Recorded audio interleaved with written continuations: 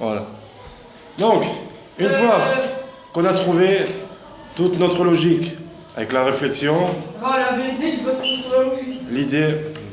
J'ai rien compris. Donc une fois qu'on a trouvé toute la réflexion pour trouver, par logique, qui est Akadosh Baruch Hu, pourquoi il nous a créés, n'est-ce pas, et qu'on a trouvé le but de ce monde, comme dans la paracha, Akadosh Baruch Hu, après, se dévoile à nous. N'est-ce pas que dans la paracha, il se dévoile d'une manière à ce que Abraham Avinu il parle avec lui, puisqu'il va lui promettre maintenant ce que nous sommes aujourd'hui, une descendance avec une terre et la réception future de la Torah. Seulement il va le mettre à l'épreuve. Encore une fois, il va lui dire, il va subir, il va mettre l'épreuve, et on va lui dire, si tu tiens vraiment à être le produit, la continuité de quelque chose, si tu tiens à être le début d'une chaîne qui va passer par moi, ben tu vas devoir me montrer que tu as envie d'être, que tu es convaincu de ce que tu penses. On va voir que les épreuves, elles sont de plus en plus dures, jusqu'à la dernière, qui va être Brit Mila. Maintenant, il y a beaucoup de choses qui sont incroyables dans la paracha. On dit déjà que tu vas avoir une descendance. Il faut savoir qu'Abraham Avinu, il a 99 ans. Et Sarah, elle a dépassé l'âge d'avoir des enfants. Donc il se pose la question, pourquoi le descendant il va s'appeler Yitzhak? Parce que lorsque dans la paracha d'après on va leur annoncer, les malachim vont venir, ils vont rigoler. Ils vont dire comment c'est possible? Comment c'est possible? On a déjà un âge avancé, on est carrément arrivé à être centenaire. Et il faut voir que celui qui s'est accroché à Kadosh Baruch Hu, il change la nature pour lui. Elle avait 100 ans. Elle avait moins de 100 ans, parce que lui, il avait 99 ans. Et oui. Alors elle avait 97. 70. Mais il faut savoir une chose, c'est que lorsque on fait comme Abraham Avinu, on montre de toutes nos forces qu'on tient à Kadosh Baruch Hu, il change la nature de ce monde. Mais Rab, à 97 ans, avec l'accouchement, on peut mourir. Alors c'est pour ça que le Nes Hashem, il est fait pour ça. Akadosh Baruch Hu lui-même, il a changé la nature de ce monde pour dire que la nature, elle donne à la femme un âge pour avoir des enfants. Et lui, il va changer la nature, il va aller contre la nature pour avoir cette descendance. C'est l'ange Michael. Lui qui va lui annoncer. Mais Akadosh Baruch Hu lui-même, il lui donne le srout d'avoir Yitzhak. On va se poser une question comme ça sur les Nissim. À Hanouka, prenons le Nes de Hanouka.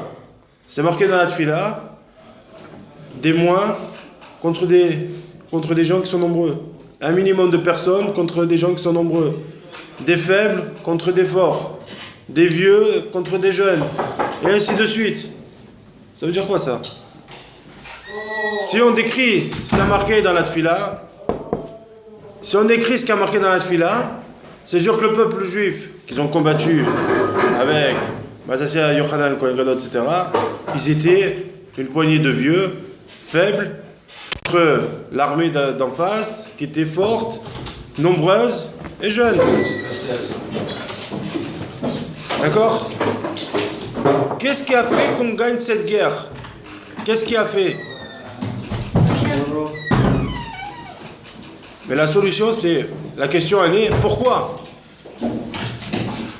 Pourquoi on a eu le mérite, nous, de gagner? Les vieux, ils ont eu les jeunes, les skenim. Les skenim, pourquoi ils ont eu le mérite de gagner contre une armée de jeunes, alors que les jeunes, ils étaient majoritaires sur eux, et qu'ils étaient beaucoup plus forts qu'eux? Pourquoi ceux-là, ils se sont fait écraser par les skenim?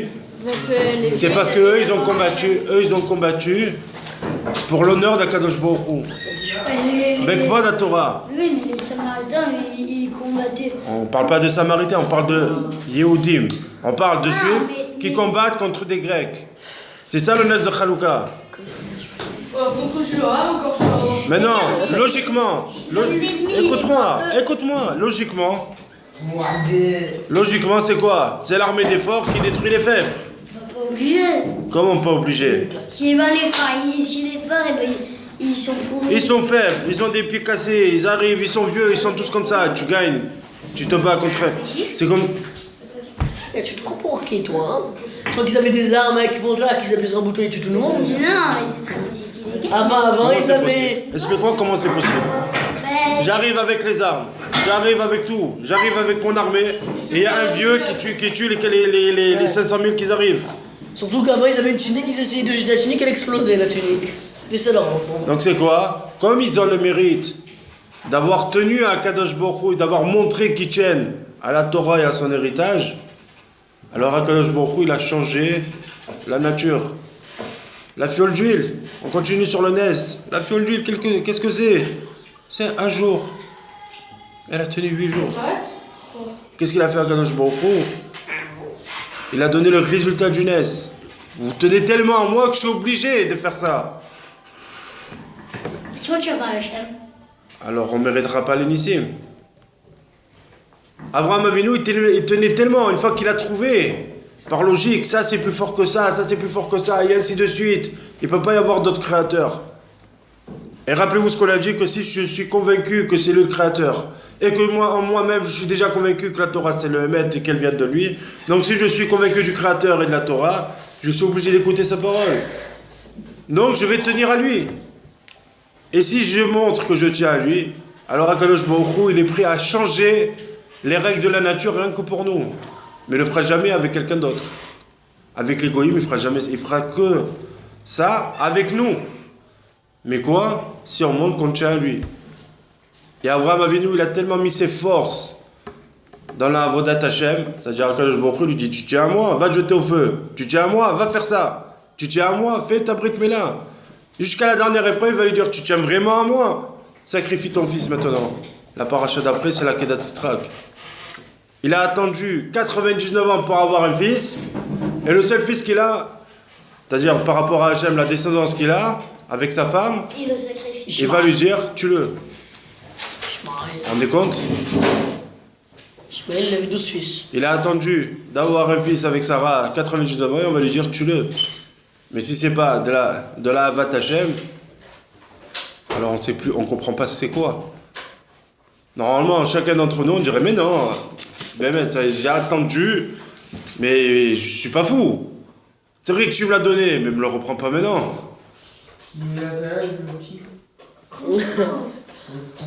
37 ans, mais imaginez-vous, vous attendez 80 ans pour avoir un enfant. Vous n'avez pas envie de le sacrifier. Et lui, qu'est-ce qu'il a dit? Il a dit oui. Et le Nes, la réponse d'Abraham Avinu, elle est beaucoup plus forte ici. Pourquoi? Parce que dès qu'il a dit à Kadosh Baruch Hu, il lui a ordonné. Le mec à 37 ans, il a déjà fait sa vie. C'est que le début. 37 ans, ouais. C'est que le début. Eh ben, avant, il vivait 1500 ans. Et la réponse la plus forte, c'est que il dit oui pour sacrifier son fils, et il hésite pour faire la Brit Mila. C'est quoi le pire? Sacrifier son fils. Et pourquoi il n'a pas fait? Il n'a pas dit oui Brit Mila, il a hésité pour son fils. Parce que c'était une épreuve. Il a hésité pour la Brit Mila, parce qu'il s'est dit, si je fais la Brit Mila, alors plus personne va venir me voir. Pourquoi? Parce que je serai tellement au-dessus de l'homme que les gens ils vont me craindre. Ils vont avoir peur de moi. Mon niveau spirituel, il va tellement augmenter que les gens, ils auront peur de venir vers moi. Ça, c'est de la gava, ça. Non, c'est pas de la gava. Faux. Pourquoi? Parce que tous, quand on fait Brit Mila, c'est de la Gdusha qui vient sur nous. Lorsque quelqu'un est trop religieux dans ce monde, les gens ne veulent pas l'approcher. Chaque question que je vais lui poser, je vais m'en prendre plein la tête. Mais pourquoi? Pourquoi? Parce que forcément, je sais tout ce qu'il va me dire, je ne vais pas l'écouter. Moi, je préfère trouver quelqu'un de cool. C'est sûr, ça. Hein. Je préfère trouver quelqu'un de cool qui va me permettre de faire ce que je fais, de me dire que là, je vais me renforcer. Mais quelqu'un qui vient, vous allez voir quelqu'un, et chaque question vous dit Assour. Ah, moi, Et il va vous expliquer pourquoi, et vous voulez pas comprendre. Quand vous allez dire, celui-là, il est trop dur. Celui-là, quand je lui parle, tout ce que je lui propose, il va me dire Assour. Je vais faire de la télé, je vais faire du cinéma, je vais aller dehors, etc. Et chaque rabbin il va vous répondre, tu sais, c'est Assour parce qu'il y a une halakha comme ça dans le Shulchan Arour, tu sais que c'est Assour parce que c'est comme ça. Vous allez dire, mais il dit toujours Assour celui-là. si on boit Amos... Et à la fin, vous allez dire, ah, ben, je vais aller voir quelqu'un d'autre. À la fin, qu'est-ce qu'ils font les gens? Les gens, ils trient dans les rabbinim. Tu peut-être celui-là, il va me dire, oui, c'est vrai, tu peux. À Moscou. Et ça, oui, tu peux. Le meilleur banque de Moscou. Réponse cachée. Alors que... Oui, mais Rav. Alors que...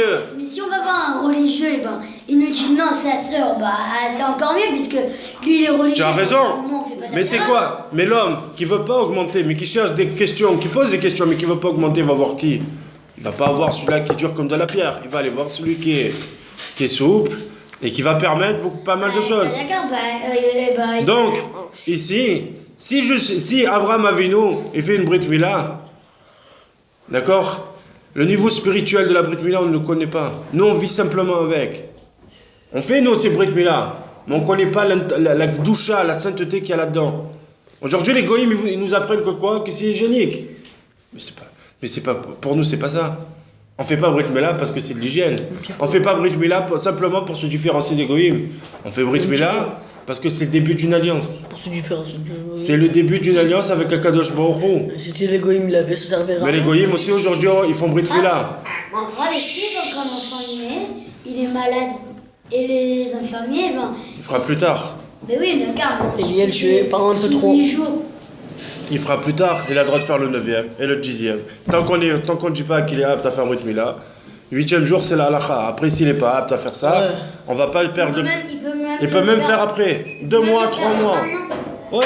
S'il a la jaunisse. S'il n'est pas apte à faire Brit Mila, on a le droit de repousser. C'est moi, si pas je dire l'avais tu pas dois fait, tuer, je peux la faire. Rien à mis. Mais il faut savoir une chose, c'est que la Gdusha, des mitzvot qu'on fait, on ne les connaît pas. C'est ça le On problème. fait Brit Mila, mais avant, ils étaient conscients de savoir ce que c'était. Rien que le geste, le fait de penser que j'ai de la Gdusha sur moi et qu'il ne s'effacera pas. Rien que ça, déjà, Abraham Avinu, ça le faisait s'envoler spirituellement. Et donc, il savait que lorsque il allait faire des choses que personne ne fait, les gens, ils allaient dire, mais on ne veut pas aller le voir. Lui, il connaissait parce qu'il allait s'envoler spirituellement, mais les gens qui ne savaient pas, Mais oui. les gens qui ne savaient pas, parce que les gens ne connaissaient pas un Kadosh Baruch Hu comme lui le connaît. Donc ils disaient, mais celui-là c'est un fou, celui-là il fait des choses dans le désert qu'on ne comprend pas, donc on ne va pas y aller. Les gens ils disaient ça, ils pouvaient dire ça, parce qu'ils ne connaissaient pas. Donc qu'est-ce qu'ils disaient? Ils disaient, mais celui-là, il fait ça, il fait ça, il fait ça, mais ça y est, on ne le fréquente plus. Alors que lorsqu'il fait rien, lorsqu'on n'a pas entendu sur lui qu'il a fait ça, donc forcément, quoi, on y va. Et personne ne craint d'aller sous sa tente, n'est-ce pas? Donc ça, ce sont les épreuves. Et c'est pour ça qu'il n'a pas répondu de suite. Il n'a pas dit un oui, comme il a dit à la Akedat Yitzhak. Parce que la Akedat Yitzhak, c'est le summum de la Emouna pour Avraham Avinu. Du fait qu'il est arrivé au niveau le plus haut, il est prêt à sacrifier sa propre vie, c'est-à-dire son fruit, le fruit de sa vie, pour Akadosh Baruch Hu. Il avait Ishmaël. Combien de gens ils sacrifient leur vie pour Akadosh Baruch Hu? Sacrifier leur vie, c'est ne pas profiter de ce monde. Sacrifier leur vie, c'est se mettre au service d'Akadosh Baruch Hu et ne regarder que sa présence. Et le peuple juif, à notre époque, on a le témoignage de ce qu'il faut faire. On a reçu le témoignage aussi de ce qu'il faut faire. En premier, Avraham Avinu, et ainsi de suite. Tous les autres, tous les tzadikim, tous les avot qui vont suivre, ce sont les fruits de l'exemple de savoir ce que c'est le juif et de savoir comment on doit se comporter. Plus tard, il va venir Moshe. Moshe aussi, il a subi des épreuves. Et pourtant, lui aussi, ben c'est l'exemple. À la fin de la Torah, c'est marqué. En que Moshe od. Il n'y aura pas que Moshe. Et chaque tzaddik de toutes les générations depuis Abraham Avinu, il a une particularité, il a une mida spéciale. Ils ont des midot. Et le travail de l'héritage, c'est d'étudier la Torah et de récupérer leurs bonnes midot. Rav Ovadia Yosef, Zichrono Livracha, il avait toutes les midot. Le chesed, le limoud, le chokhmah. Il avait tout.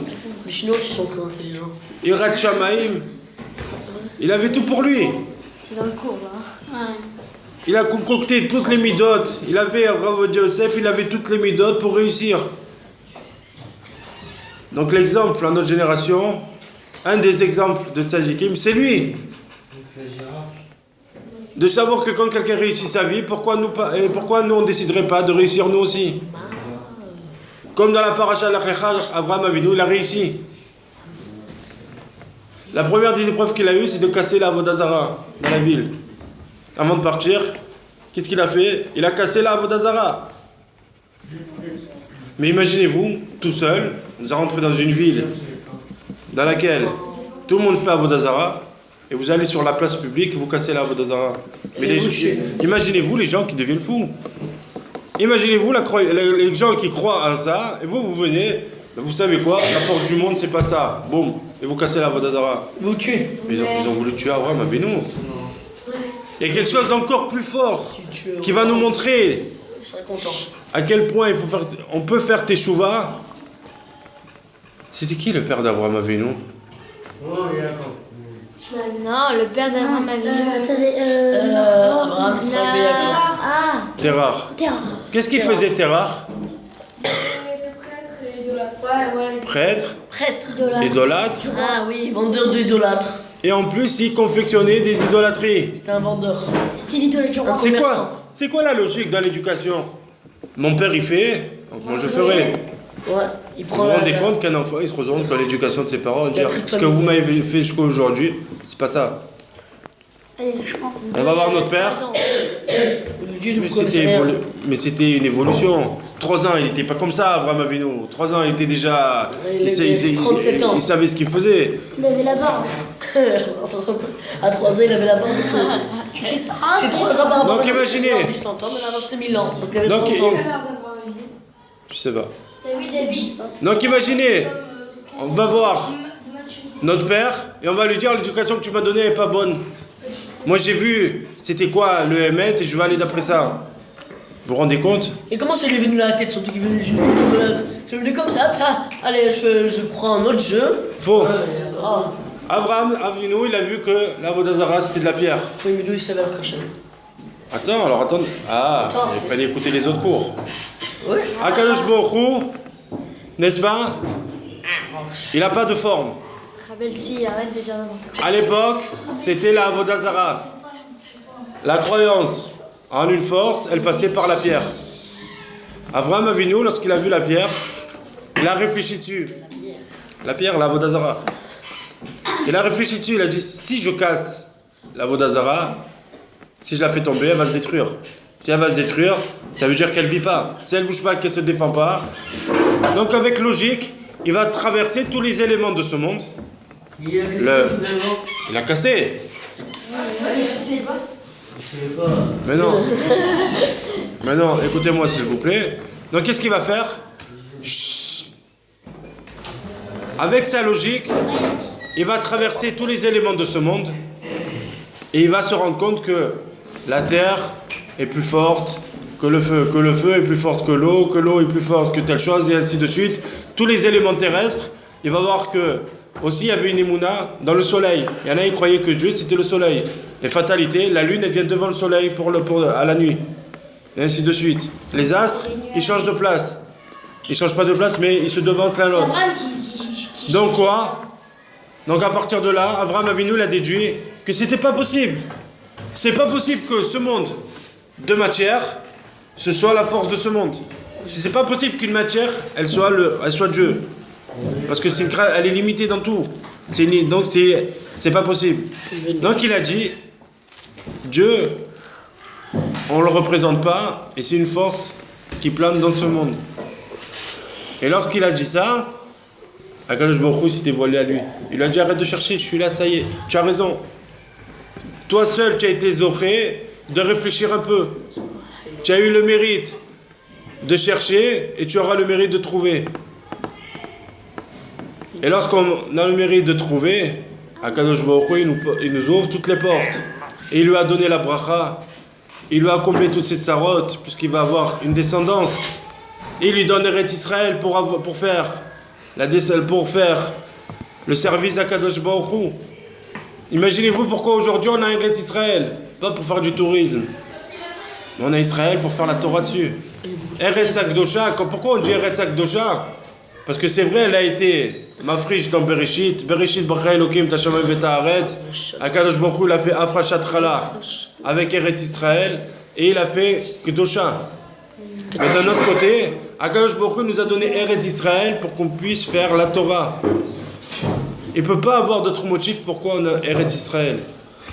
Il ne peut pas exister autre chose que de la Kdosha, que d'y mettre de la Kdosha sur cette terre. Tout ça c'est du vent. Lorsqu'on va en Israël, c'est vrai, on profite. Mais tout ça c'est du vent. Tout ce qui est autour de nous c'est du vent. Pourquoi? Parce que ce qu'il y a de vrai, c'est la Torah. Eretz Israël n'existe que par la Torah. Sans ça, ça n'existe pas. Donc à l'intérieur de cette terre qui est Kdosha, on ne doit y faire que de la Kdosha. Donc de la Torah. Le tourisme. Donc imaginez-vous, on reçoit tout en cadeau. Abraham Avinu, il a tout reçu. Il a reçu quoi? Il a reçu la Névoua, il a reçu Eretz Israël, il va recevoir une descendance. Et on lui dit que son peuple, il va être ça va faire comme un maillon dans lequel il va avoir la même importance qu'Abraham Avinu. Abraham Avinu, c'est le premier qui va déclencher le peuple élu. Et nous en sommes partis, on en fait partie. Donc si on en fait partie, Il est bien ton coussin. à nous d'y prendre, à nous de prendre exemple sur les Avot. Seulement Kadosh Baruch Hu, il envoie des épreuves, mais les épreuves, quand on a la Emunat Hashem, on peut les surpasser. Et je vais vous donner une autre étsa, c'est que lorsqu'Akadosh Baruch Hu, il envoie des épreuves, c'est qu'il sait que l'homme il peut les dépasser, sans quoi Akadosh Baruch Hu, il n'enverra pas. Akadosh Baruch Hu nous envoie des pseudo-tests, mais il sait qu'on peut les réussir. C'est des tests, mais pour lui, il sait qu'on peut les réussir. Seulement, qu'est-ce qu'il faut? Il faut simplement réfléchir 2 secondes.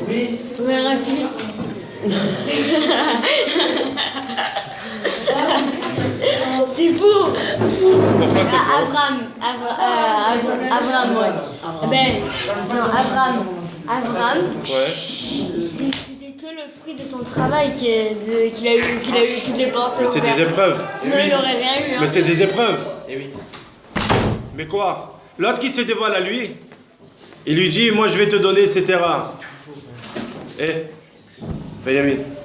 Lorsque Akadosh Baruch Hu se dévoile à lui, il lui dit le résultat. Après, il lui met les épreuves. Mais les épreuves, si Akadosh Baruch Hu il envoie cette épreuve-là, c'est parce qu'il sait qu'il peut les faire. Abraham Avinu, il ne le sait pas.